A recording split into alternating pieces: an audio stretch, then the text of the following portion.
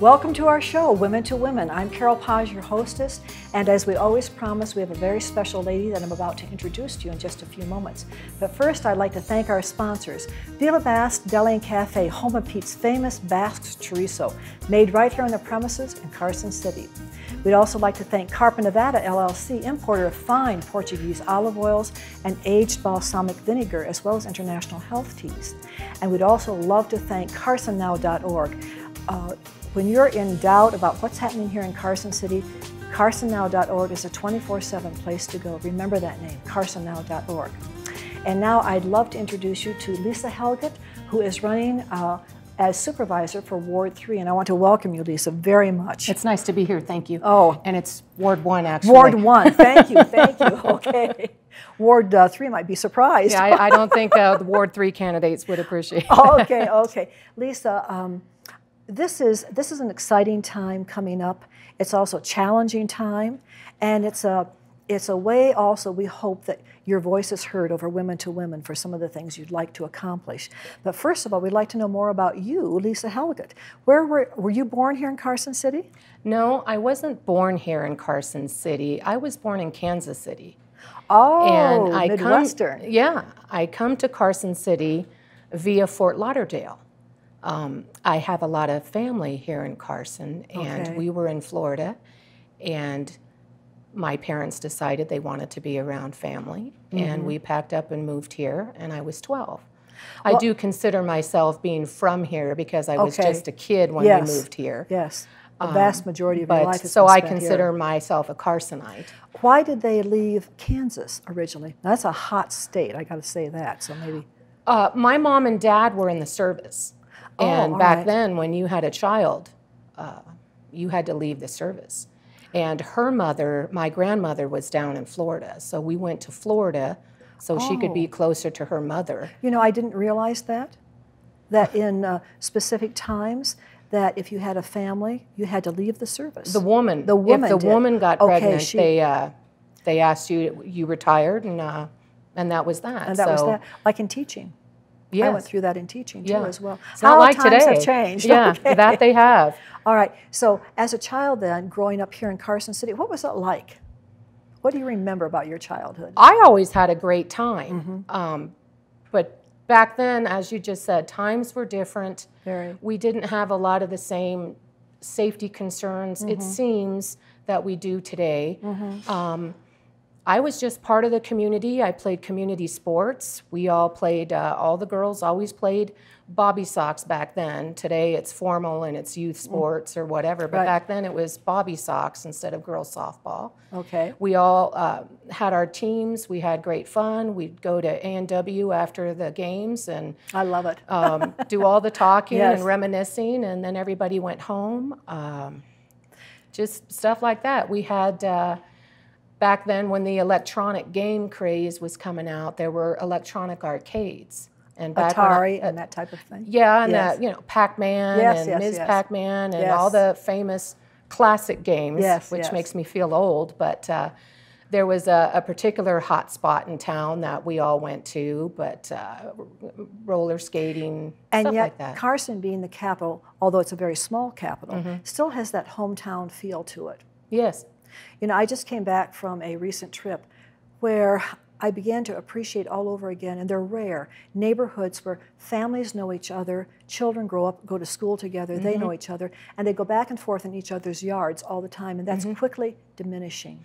It is. Yes. Everybody talks about the days when everybody knew everybody on the block, all the kids would get together in herds, and when the street light came on, you went home, or it seemed everybody had a dad that could whistle louder than a foghorn, and you heard the whistle, you went in for dinner, but everybody played outside back in the day when you played in the street and yelled car when somebody would come down.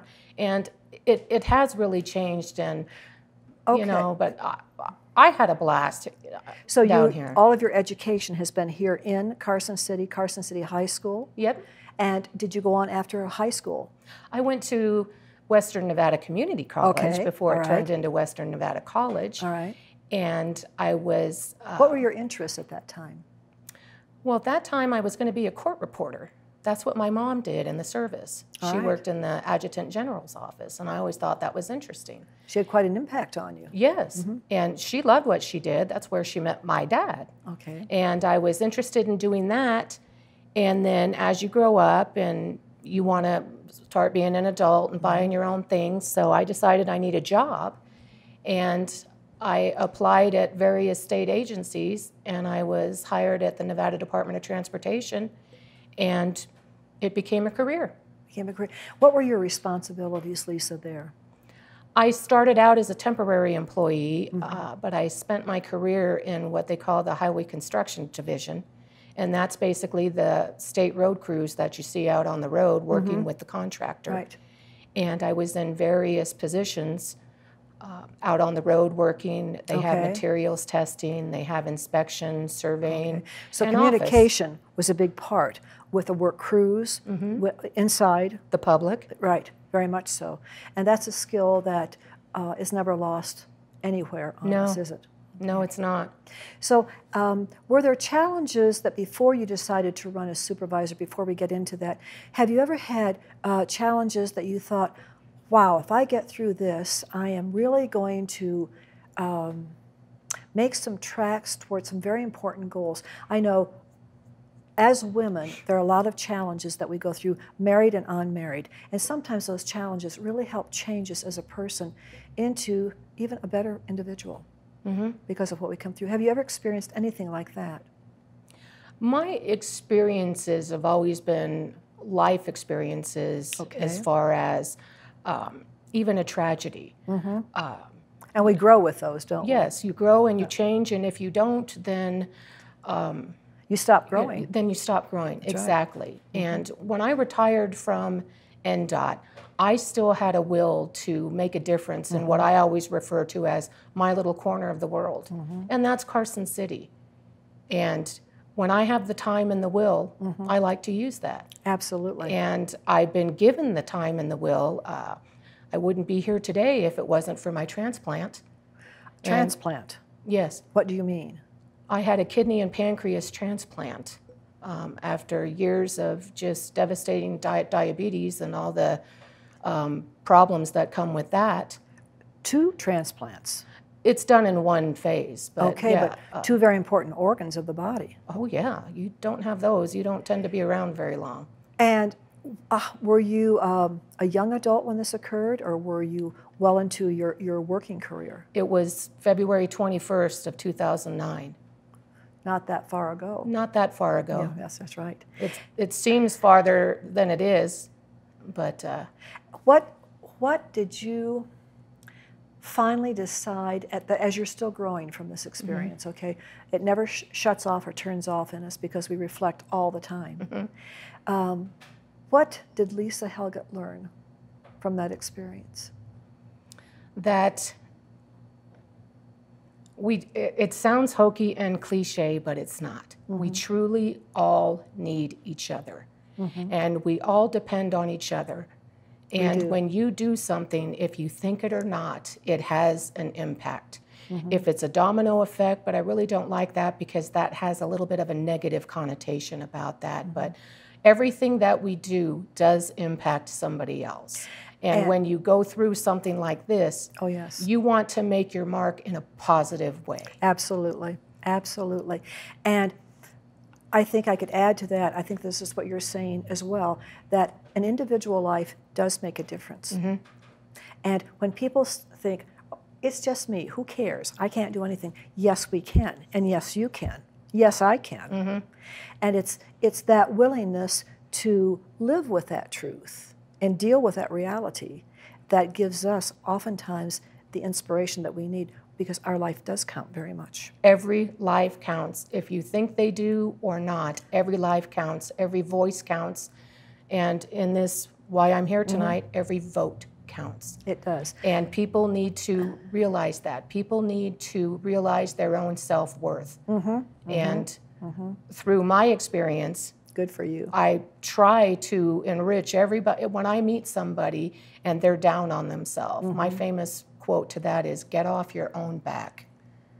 And let somebody embrace you. Let somebody help you with how beautiful you really are. And it makes us feel better. It Yes. makes you feel better. Yes. When we're involved in activities and work that makes a difference for all of us who live together, as you say, that's a healing process by itself in so many ways, emotionally, physically, mentally, psychologically.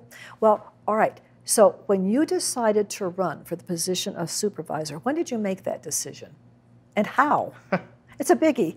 It is. When I retired, Okay. because I have the time to do so, I started getting more involved in our local politics, and who's doing what's important to all of us is what's important to me, important to my neighbors, my friends, the community. And I decided that how I thought about things was how a lot of us are thinking about things. And with our hot button issues right now, let's call them in Carson City, I decided that we needed to have our voices heard. The population that live here. Yeah, the Carson City, when they elect somebody, you're a representative. You're not a dictator. You don't tell people. You foster relationships with people, and you come to a common goal. And I just decided that I thought it was important that with the information I educated myself on, and the participation and the community involvement that I wanted to bring, I decided to run. And you know, this is always a high risk, isn't it? Because for us personally, it really means putting yourself out there all the time on the front burner for all kinds of critiques, criticism, etc. But let me ask you this. In this courageous stand that you've taken, okay, which I admire, the hot buttons that you're talking about here in Carson City for the people to think about, if I were to ask you, what are the 2 hot buttons that come to mind right away that need to be addressed or need to be talked about more? I believe the need for the majority of our citizens to have their voices listened to, and considered and followed when making decisions for the community. I know when you're a supervisor on the board that there's city issues that we elect you to deal with, and I understand that. But when something is a community decision and it affects the community, and not only all of us, but our wallets are affected by that judgment, we need to have a bigger voice that's listened to. And as a supervisor, you're elected to represent the people's voices, not your own. And your I own think is we amongst can all the others. Right. My own is my own. Right. But I was asked by somebody that what if the voters were a majority approved against what I wanted to see, what I would do. And I said, I would follow what the voters elected me to do. It's not about me, it's about the community. And I don't know, I'm not the smartest person in the room over everybody else. I'm a part of this community. I have a voice.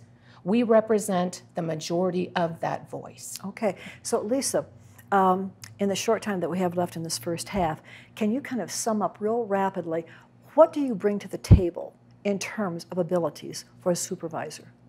I worked for the public, a public servant for 27 years. I have budget experience.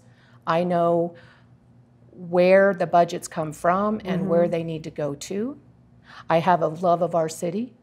I have a love of people and people being represented.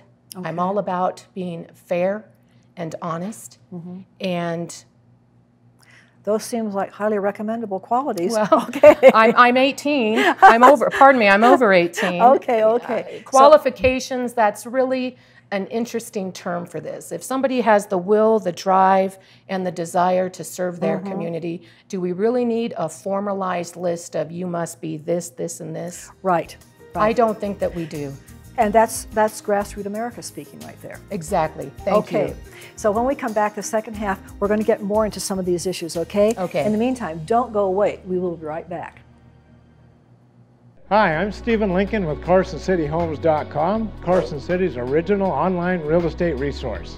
At CarsonCityHomes.com, you get effective and easy-to-use tools to help you select your next home today. With our easy-to-use website, you can search listings throughout Northern Nevada and narrow the results by selecting every facet, quirk, and quality you desire. Visit CarsonCityHomes.com. Come to the Carson Horseshoe Club for fun and friendly service. Play your favorite games. Join our Players Club, where you get cash for points plus food comps and enjoy casual dining in our Lucky Horse Grill. Get it all in the heart of downtown Carson City at the family-owned, local favorite Carson Horseshoe Club.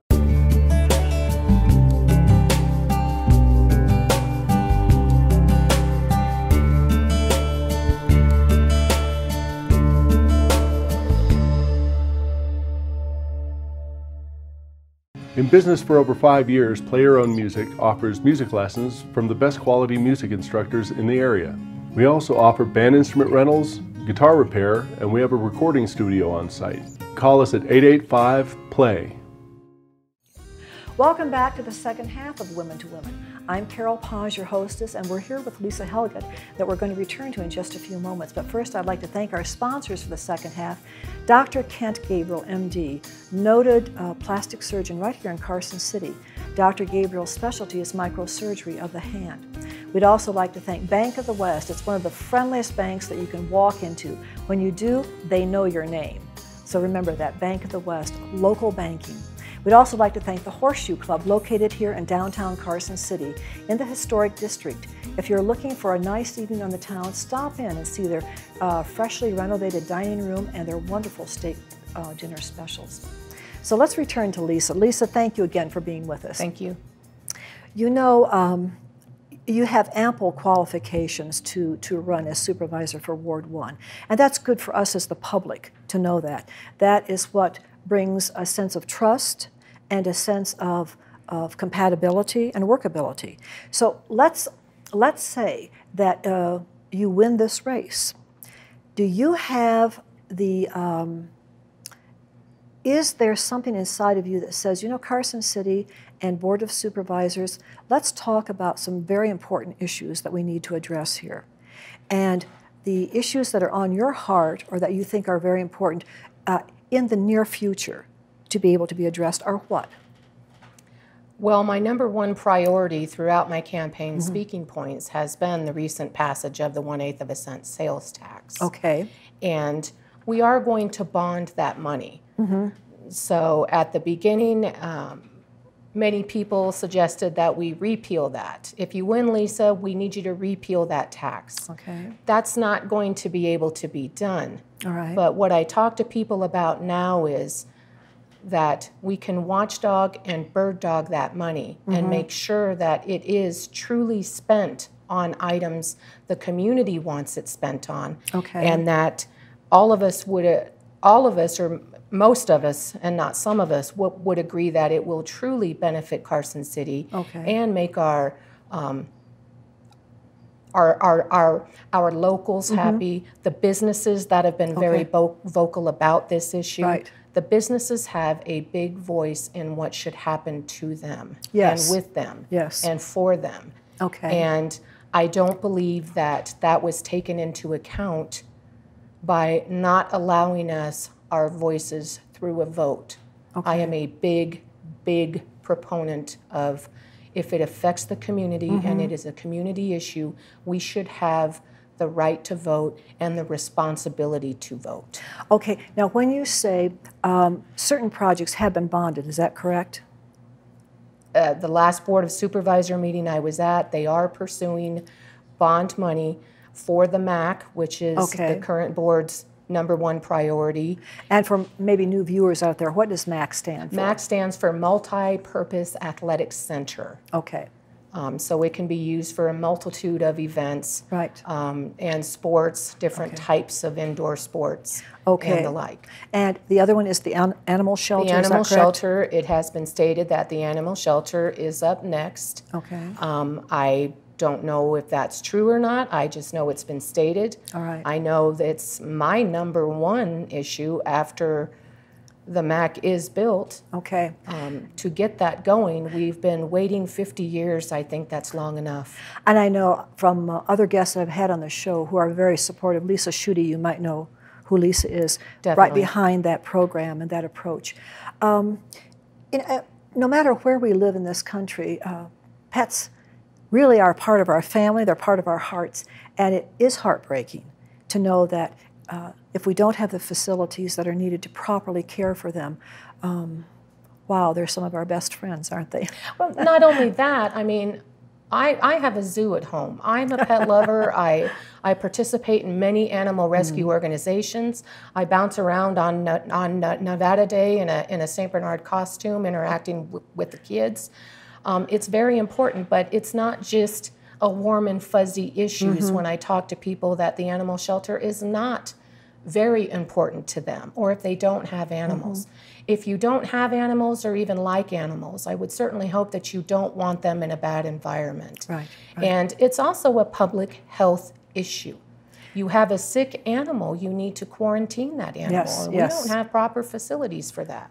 We need an updated facility for our community now, not like it was then. Not like 50 years ago. Yeah, and we owe it to our, I mean, we're talking, if your pet gets out, don't you want your pet to be in a quality facility until you go get him or her? I mean, they're my furry children. Right, right. All right, so those are two very important issues on your agenda. And I think that probably meshes with a lot of the public's thinking too. How do we all work together to make sure these two facilities, okay, serve the public and the money that's set aside for them is used properly? We need a good financial eye, a good financial reckoning, accountability, always. Definitely. Yes. Definitely. So let me ask you this, Lisa. If we're talking about long-term concerns, and when you serve on the Board of Supervisors, that term is for how long? 4 years. Okay, and that's fairly lengthy, same as the President of the United States, okay? Yep. And those first 4 years are really active ones. What do you see coming down the road, so to speak, for Carson City that we need to be aware of, not just in terms of residents, but the leadership to deal with? What's coming down into Carson City that we need to pay attention to now? I believe that we need to keep an eye on our water issues. Our sewer plant, I know it's being rehabilitated. I can't really say that it's being upgraded to our technology available today, but we do need all to maintain a good sewer plant, and hence our water and our effluent. We don't have enough to provide all of the sources that we have, and we do need to think long-term and always keep that in mind as we make our, budget decisions. Right. And storage facilities. We have lots of locations that could accept it as far as storage, but haven't been maintained and cannot accept it right now. So maintenance would be another issue. Yeah, maintenance is apparently a big issue that I've discovered while investigating the Board of Supervisors and attending these meetings since I retired, in that we keep pushing things down the road, and all of a sudden we're all worried about it, and we can't fix everything right now, but we haven't been maintaining what we have and what we know we need to do. Okay. And I think right along within that issue is the recognition that we are a desert city. Yes. And the issues that we face here in Nevada, New Mexico, Arizona, even California, have to do with an environment that is basically hostile. This is a hostile environment.